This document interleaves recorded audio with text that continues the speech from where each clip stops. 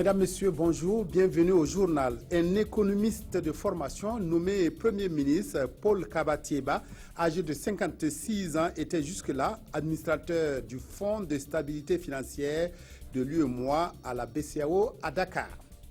La France commémore le premier anniversaire de l'attentat contre le journal satirique Charlie Hebdo, un journal qui continue de faire de la provocation un an après le massacre de ses principaux animateurs.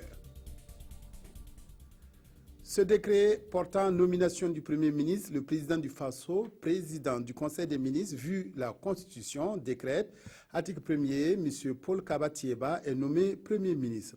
Article 2, le présent décret sera publié au journal officiel du Faso. Ouagadougou, le 6 janvier 2016, Roch-Marc Christian Kaboré.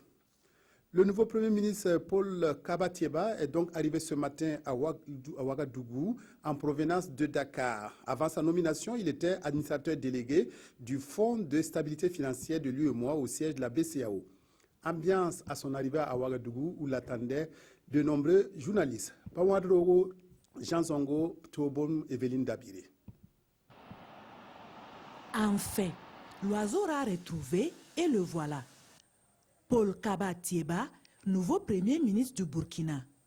Avant cette nomination, il occupait le poste d'administrateur délégué du Fonds de stabilité financière de l'UEMOA à Dakar. C'est ce matin qu'il a foulé le sol burkinabé. À l'accueil, un parterre de journalistes et des dizaines de questions, mais pas un seul mot du nouveau Premier ministre. Paul Kaba-Thiéba est titulaire d'un doctorat de 3e cycle, option monnaie, finance banque, obtenu à l'université de Grenoble 2. Il est né en 1960 à Bobo-Dioulasso, marié et père de 3 enfants. Les réactions sur la nomination du nouveau Premier ministre ne tarderont pas à tomber. Le porte-parole de l'Union pour le progrès et le changement UPC a été approché par notre rédaction. Écoutons les propos de Rabi Yamiogo. L'UPC n'a pas de réaction particulière. Nous prenons acte de sa nomination.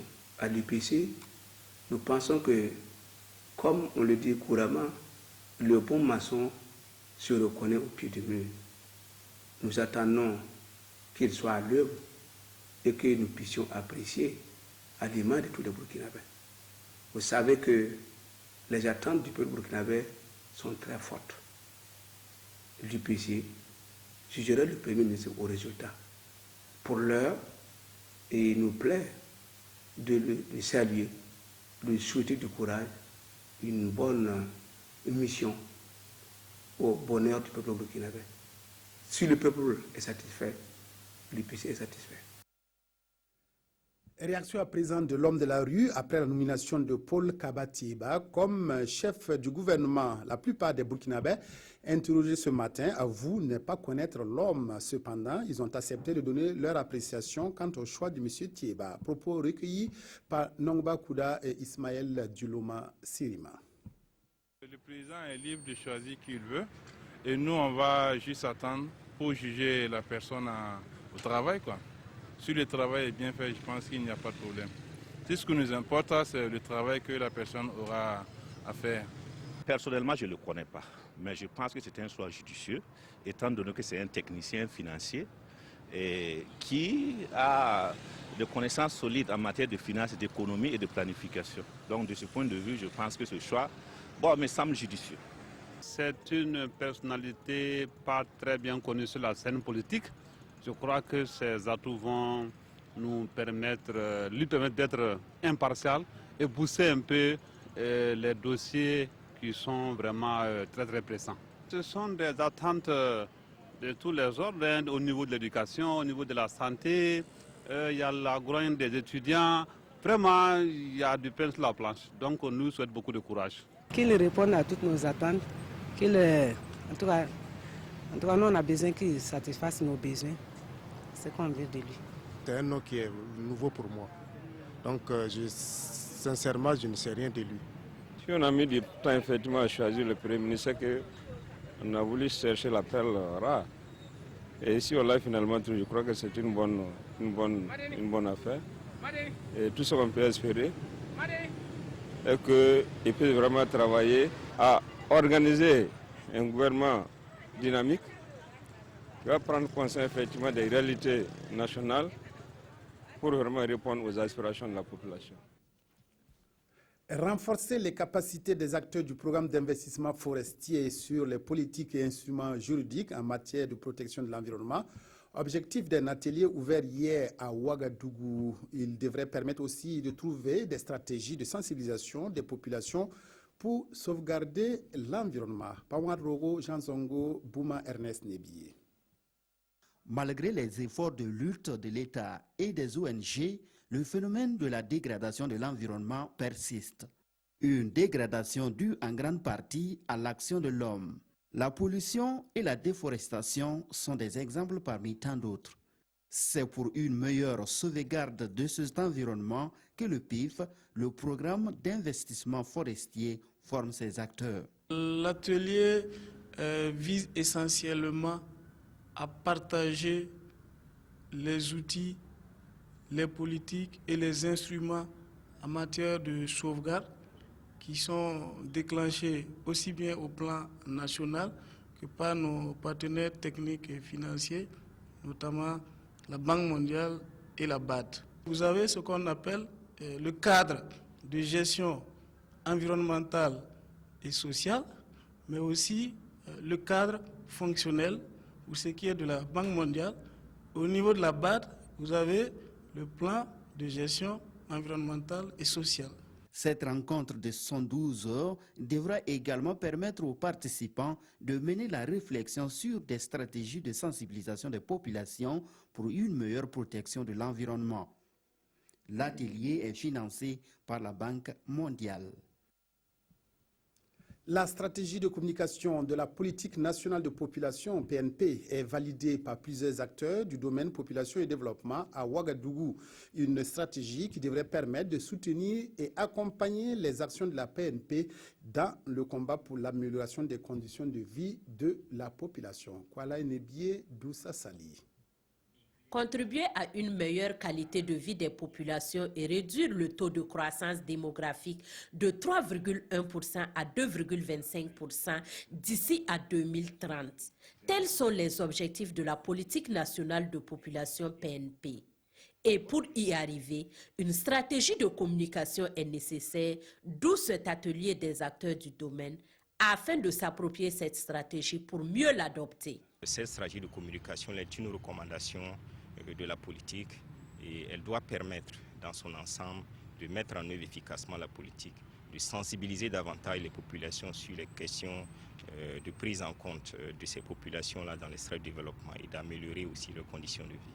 Il s'agira pour les participants en 2 jours d'examiner le contenu du document et faire des propositions qui vont aider à l'atteinte des objectifs de la politique nationale de population.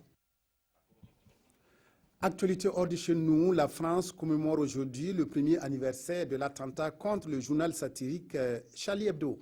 Hier déjà, les autorités françaises avaient dévoilé plusieurs plaques en hommage aux journalistes et aux policiers tués pendant le mois de janvier 2015.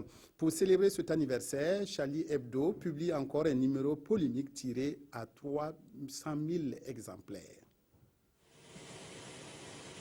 Un an jour pour jour après les attentats contre Charlie Hebdo, le journal satirique fait encore couler beaucoup d'encre. Dans un numéro spécial en kiosque depuis hier et tiré à 1 million d'exemplaires, l'hebdomadaire rend hommage aux victimes de la rédaction, à celles de l'hypercachère et aux policiers abattus par des djihadistes. On se rappelle de ce qui s'est passé il y a 1 an, voilà, faut pas oublier, ça continue, ça s'est passé il y a un peu de temps, encore au mois de novembre. Donc voilà, faut pas lâcher. Jamais. Voilà, puis moi je le prends toutes les semaines, donc ça change rien à l'histoire, mais je tenais à avoir celui-ci particulièrement. Voilà, pour l'hommage. Ouais. Dessinateur devenu patron de Charlie Hebdo, Riss signait la caricature d'un dieu criminel en fuite en une du numéro anniversaire. Charlie Hebdo a toujours défendu la laïcité et c'est vrai que c'est de plus en plus difficile d'affirmer cette notion. Elle est sans arrêt attaquée, assaillie, remise en cause et on la fait passer pour un intégrisme, on inverse tout. Ce sont des dessins, des caricatures de Mahomet qui sont à l'origine de l'attaque du 7 janvier 2015. 11 personnes ont été tuées dans les locaux de la rédaction, puis un policier dans le boulevard adjacent. Puis les assaillants ont tué 4 personnes à l'hypercachère. Alors que l'Hexagone célèbre ce triste anniversaire, un homme armé d'un couteau qui tentait de pénétrer dans un commissariat du 18e arrondissement de Paris a été abattu ce matin par la police. Selon le porte-parole du ministère de l'Intérieur, l'homme abattu était armé d'un couteau et d'un dispositif pouvant être un gilet explosif. Les Burkinabés savent maintenant qui va diriger le gouvernement, mais les quotidiens du jour ont été pris au dépourvu dans leur livraison de ce jeudi. La question de la nomination du Premier ministre est évoquée, mais pas son identité. Sibidi Issa Lankwande, revue de presse.